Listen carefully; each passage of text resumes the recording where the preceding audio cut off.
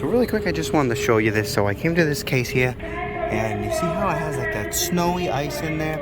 So I turned on the defrost, and it's hot gas, and you can see it's not really defrosting. So we're gonna go up and check that valve quick and see what's going on.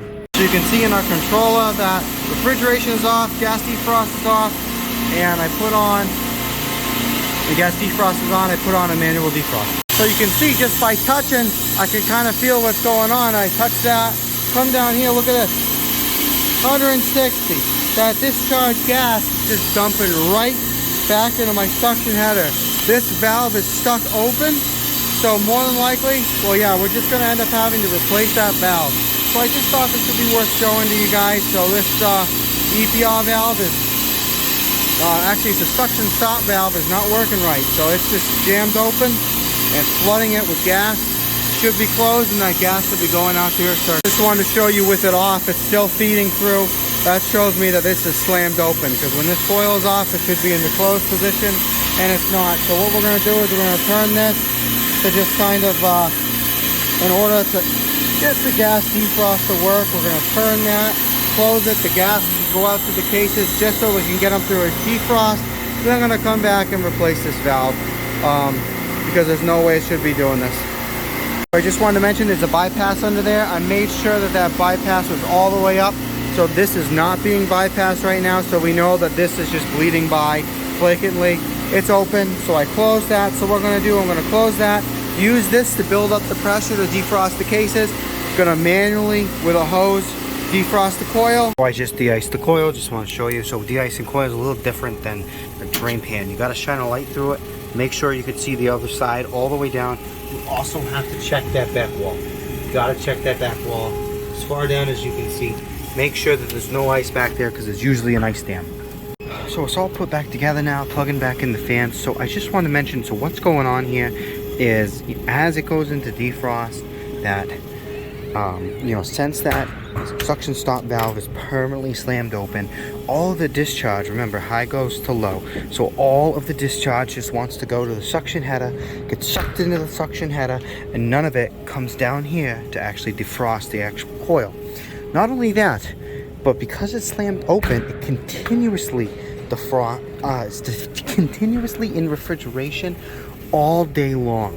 Okay, so since it's continually refrigerating, any moisture that comes into the case, like for instance right here, this door doesn't close because of that new humidity sensor they put on there, that's just letting moisture in here. So all that moisture just builds up and builds up on the coil, and eventually it freezes. And that's why when we first came here, you had that snowy looking coil.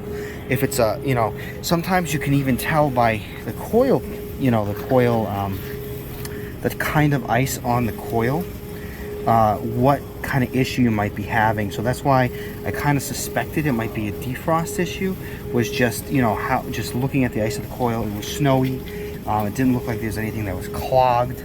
Well, I mean, obviously, as I'm cleaning the clogged drain, the drain is obviously clogged a little bit, but not enough because the drain pan would have been clogged as well. So that kind of led me to that conclusion. So I checked that valve, and sure enough, it's slammed open. And so what we're going to do is we're going to go up there, we're going to valve off the hot gas defrost, because we don't want this to hot gas defrost anymore. Because what that hot gas is doing, it's just dumping into the compressors, and it's going to cause the compressor to burn out. You know, we're talking this is 200 degree discharge going into these compressors, and these compressors are meant to be receiving, you know, like 50 degree, you know, return gas or something. So we do not want that going to the compressors. We do not want to blow out a compressor. So we're going to close off that hot gas defrost. All right, so now that I'm here, okay, what we're going to do is I'm going to take off this solenoid right there. I'm going to put this 6-in-1 through it so I don't burn out that solenoid. All right, so now I valved off that hot gas. You see that little hot gas line in the back right there? I valved that off, so now no longer this will have hot gas defrost anymore till we repair this valve. So what I'm going to do is I'm actually going to turn this back open, and this is off. I'm going to see if the refrigerant just whooshes by, and that's just kind of confirmation that this is slammed open, if we already haven't had enough.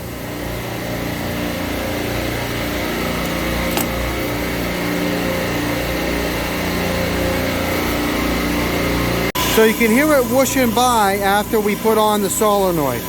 So I am still going to replace this solenoid because it's not doing what it needs to do during hot gas defrost. It should be holding this back. So it must have got unjammed during the whole thing. But you could clearly see that it was pushing this gas through. So we're going to have to replace it anyway. I just wanted to kind of show. So the conclusion that I have is that valve gets periodically stuck. Okay? And so even though it got unstuck by the time we're ending here, we're just leaving it up to disaster if we leave it that way. So we're going to order a new valve. Now we might have to have somebody come here every day or every other day to put those cases through a manual defrost. So what we'll do is we'll open up the hot gas line, valve off the suction side, and let it go through an actual defrost like that. And we might have to send somebody here manually to do that until the valve comes in. But so yeah, that's it. That's how you do it. Yeah, please like, subscribe, and all that. Maybe you learned something today. I don't know. But anyway, yeah, that's how you do it.